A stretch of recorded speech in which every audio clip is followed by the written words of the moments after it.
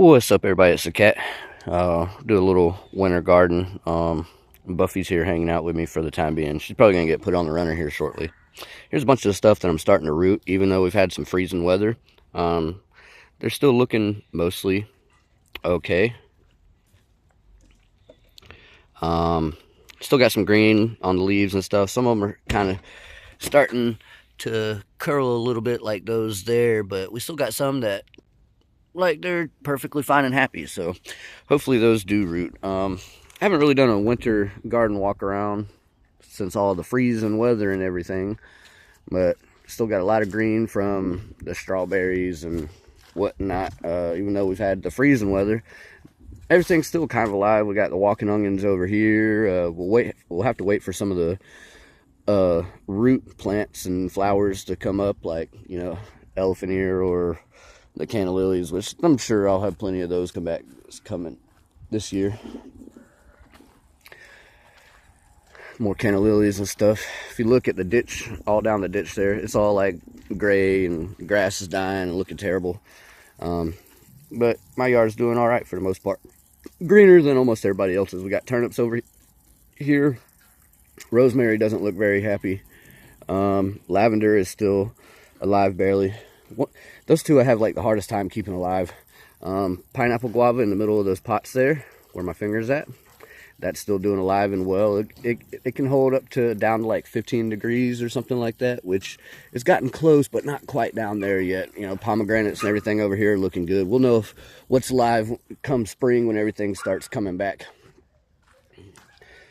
But I'll just go ahead and walk through the garden area. Got a blueberry here that's looking a little worse for the wear, but that's okay. This plum tree here is doing all right. I was thinking about moving it. It's just, I don't know, wouldn't want any tree crews, or not tree crews, but street crews and DOT or whatever coming through and messing it up. Like, there's drainage running all the way under my property here.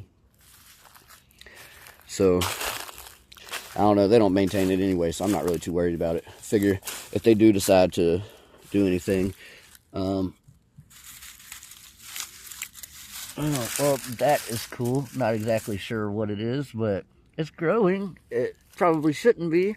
We got some cold weather coming in Saturday and Sunday, and next week is going to be in the single, double digits barely. So somewhere in there, probably 10, get down to about 10 degrees or so. We'll see. Not looking forward to it. That's what I've been doing. I've been holed up in the house.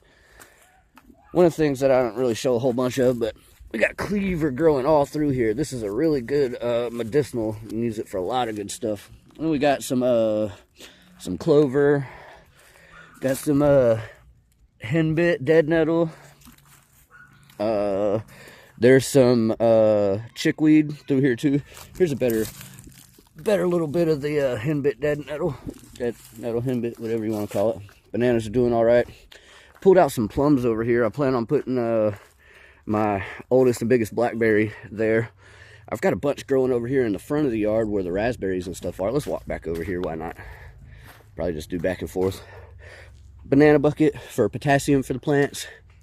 There's an olive tree that I took all my cuttings off of, trying to get some roses and stuff going too. But that pot of blackberries over there, all of this came off of it. So all these ones that got trellis in here. And then there's a couple little random ones like this one here, and there might be a couple more throughout. Oh yeah, here's another one here.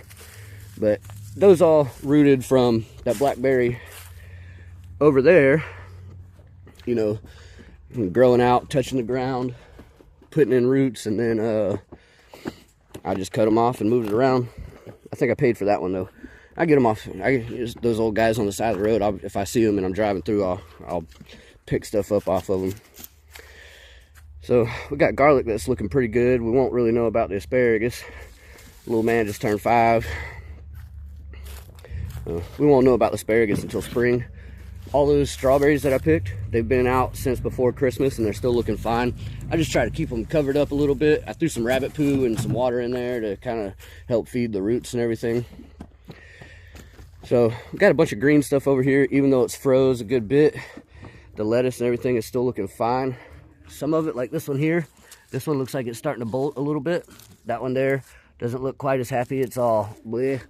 So That's all right. So, some of them will, some of them won't. It's just a check and see. So with the freezes and stuff that we have had, they've done a lot better than the romaine lettuce. The romaine lettuce, went pretty quick.